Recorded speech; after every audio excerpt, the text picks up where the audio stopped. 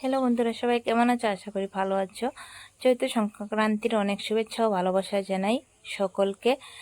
আর আজকে যেহেতু চৈত্র সংক্রান্তির লাস্ট দিন আর ওখানে রাত্রেবেলা হয়ে গেছে, তাই ভাবলাম তোমাদের সাথে একটু শেয়ার করে আজকে কি কি রান্না করলাম আজকে তোমাদের সাথে নিশ্চয়ই শেয়ার করব। আজকে যেহেতু আটানাস, আজকে অনেক ধরনের রান্না করতে হয়, তাই আজকে কিছু কিছু রান্নার সাথে শেয়ার করছি।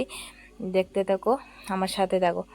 একদিকে দেখতে পাচ্ছ অনেক ধরনের বাজার চলে এসেছে, সবজি সবজি আর অনেক ধরনের শাক, আরও কি কি অনেক অনেক কিছু চলে এসেছে। আর সবগুলো এখন ঠিকঠাক করে আমি রেডি করে প্রথমে নিয়ে নিয়েছি।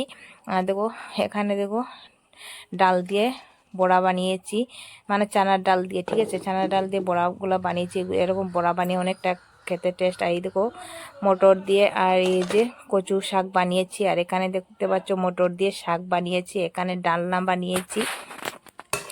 আর এখানে দেখো অনেক ধরনের ভাজা বড়া আছে, মানে অনেক ধরনের বড়া আছে, আলু, বেগুন, তিতকেরেলা, ফুলকপি, তারপরে বাঁধাকপি, মানে অনেক ধরনের বড়া আছে, ক্যাপসিকাম, অনেক ধরনের বেগুন, সব কিছুর বড়া, এখানে অনেক ধরনের বড়া।